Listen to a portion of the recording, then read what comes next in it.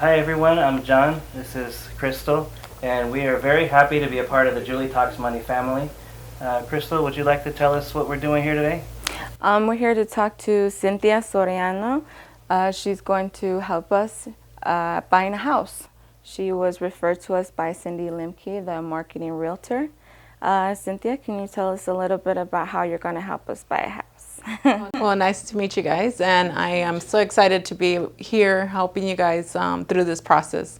So we are going to be talking about first seeing your credit and seeing your financials to see where we're going to step forward to being able to pre-approve you and what purchase price will get you to. So that's our first process. Any questions, guys? And what exactly does it mean to be pre-approved? So pre-approve, I'm going to ask you for a few documents, and I'm going to look over them, like your bank statements, your taxes, your pay stubs, and your credit. And we're going to go. I'm going to go through all of that and see what purchase price we're going to be able to pre-approve you for. Yeah, one of go ahead. the main things that stopped me from wanting to buy a house was thinking that I wasn't going to be approved for it. So the credit's always been scary for me. Income's been scary for me. Are there things that we can do to kind of help prepare ourselves to get approved for these things? Or So the first thing is me being able to, you give me all your financials and me guiding you, being able to look over everything and pulling your credit and seeing what's behind. Sometimes it's not that bad. Sometimes you think it's bad, it's not that bad. And then it's only some certain little things we need to help you to get you there. And it might take a month and a half, but if we don't start somewhere, then we're never gonna know, right? So. What are some things that you could help us as to building our credit back up or getting our credit to where it needs to be or to qualify for a loan? So I work with a lot of expertise. So I try to see first, pull credit and see what we need to do. And if I can't, then I work with a team behind me where I'm gonna send you over to be able to help you build that credit back up. And it could take a month, 2 months, or even 3 months, but it won't take a long process to get there. So. you had mentioned about being pre-approved, and we kind of talked a little bit about that. What's the difference between being approved or pre-approved and being pre-qualified? Are they the same thing, or? So once we get all your docs and everything, so we send you over to an underwriter to be able to make sure that everything is, your credit's there, your income's there, and then we get you a pre-approval. And once they look at all your finances, I will give you that pre-approval from them. Okay. And then once we get the pre-approval, is that a guarantee that, hey, you're going to get a house? Or? Unless you go buy me a car in through the middle of the transaction, then we're going to be okay. All right.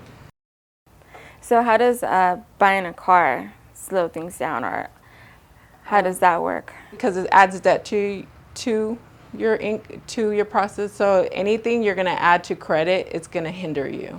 So if I already ran your report, we have to keep that report with the debt you already have in there, or eliminate debt. Because if we add more debt than what I actually gave you as a pre-approval, it's going to bring down your buying power. Oh, okay. So buy nothing while we're in the process. Correct. So we're going to stay in communication through the whole process, and we're going to tell you what not to do. Yeah.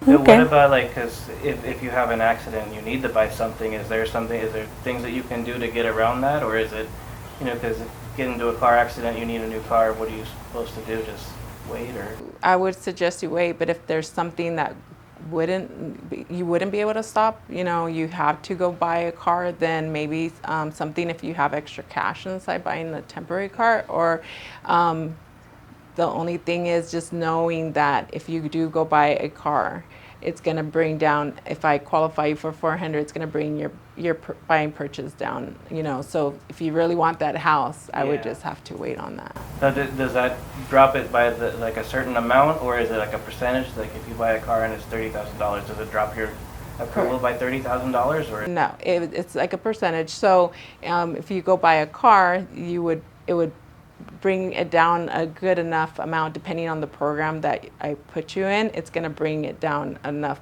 to, maybe I got you down at 400,000. Now you're only at 300 now. You know, Oh, so it okay. does weigh it down, Okay. depending on the loan amount and the actual payment amount.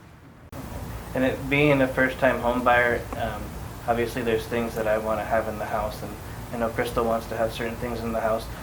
Is a first-time home buyer, is it harder to get those kind of things, or like on a budget? How do you find a house like that you really want on a certain purchase amount? Is there something that, you know, like if I wanted 2 kitchens, but I'm only qualified for $300,000, how do you find like places that could kind of compromise? So that would be something we would talk to our realtor, Okay. Cindy, about. So she would be the one looking for the home. I would give her what you qualify for, and then she would take it from there to where we would look for something what you're looking for, you know. But that would also be depending on the area. So just because I qualify you for 350 doesn't mean certain area in you'd only qualify for 325 in that area because of HOAs and Melrose and taxes and stuff. So and, you know, and something in the other side of town, it might be that you do qualify for 350 because their taxes are lower. So it's all going to be depending on what you're looking at.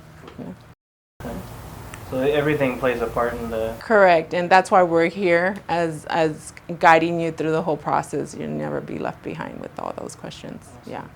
So once we're pre-approved and you give us the loan amount that we qualify for, are we able to buy a home anywhere, or is just where we got the loan from? Like if we want to move out of state, buy a home out of state, or are we able to do that?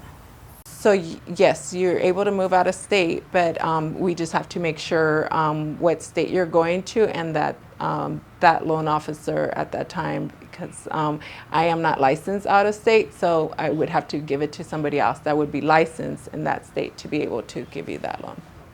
Oh, okay. So, and then with the, would that also, how do I say it? Because you were just talking about like HOAs and the loan amount changing and stuff. Would that also be the case for us moving out of state too? Yes, everything would be different, yes. Okay. Well, thank you so much. I hope everything works out and I'm looking forward to getting a house. yeah. I look forward to helping you guys. Yes, thank you. You can listen to me every week on ABC 1490 AM KMET radio, and also on SoundCloud, your favorite podcaster.